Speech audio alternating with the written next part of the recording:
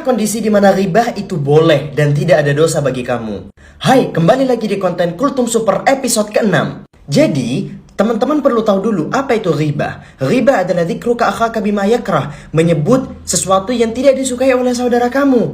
Jadi selama yang kamu bicarakan bukanlah unsur kejelekan, maka itu tidak dianggap sebagai ribah. Orang-orang kita banyak yang salah paham, dikira kalau bicarain orang itu pasti ribah, belum tentu. Ingat, selama tidak menjelekkan, maka itu tidak bisa disebut ribah. Oke, sekarang ini ada beberapa kondisi di mana kamu itu boleh menceritakan sesuatu yang tidak disukai oleh saudara kamu dan kamu tidak mendapatkan dosa. Apa kondisinya? Al-Imam An-Nawawi menyebut 6 kondisi. Yang pertama, bagi orang yang sedang dizalimi. Contoh, kamu sekarang sedang dizalimi oleh si A. Lalu kamu speak up bahwasanya kamu sedang dizalimi oleh si A. Kamu sebagai pihak yang dizalimi boleh buat speak up. Si A menzalimiku dengan cara ini, itu, boleh bagi kamu, halal.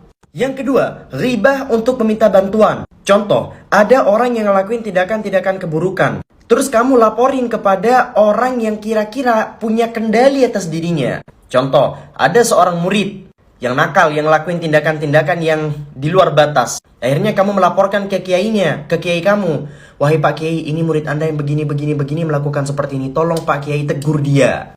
Dalam kondisi ini, boleh. Yang ketiga, untuk istifta, meminta fatwa kepada seorang ulama. Contoh, wahai syekh, wahai kiai, ada kondisi begini, si A itu begini. Bagaimana hukumnya? Itu boleh, walaupun yang lebih dianjurkan adalah jangan menyebut nama. Oke? Yang keempat, untuk mewanti-wanti orang yang kira-kira membawa dampak keburukan bagi umat Islam. Contoh, ada orang yang bikin fatwanya leneh, yang ngomong gak jelas tentang agama. Maka kamu bikin video untuk mengklarifikasi pernyataan orang tersebut. Maka ini termasuk ghibah yang diperbolehkan. Yang kelima, menghibahi orang yang terang-terangan melakukan maksiat. Orang melakukan maksiat itu ada dua. Ada orang yang sembunyi-sembunyi dalam melakukan kemaksiatannya. Dan ada orang yang terang-terangan melakukan kemaksiatannya. Dia gak malu menampakkan dosanya. Dia zinanya aja dikontenin gitu. Dan itu dalam keadaan konsen dia sendiri. Maka ini tidak berdosa orang yang menghibahi orang-orang semacam ini. Yang keenam, ribah untuk mengenalkan. Dengan catatan tidak untuk menjelekkan.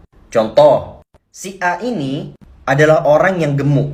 Lalu saya berbicara dengan si B. Saya menyebutkan si A. Dia bingung, si A yang mana? Lalu saya akhirnya bilang ke dia, itu loh si A yang gemuk. Saya bilang gemuknya ini bukan untuk menghina, tapi untuk menjelaskan karakter pada si A. Maka ini juga termasuk yang diperbolehkan. Dengan catatan tidak menjelekkan ya. Udah, gitu aja.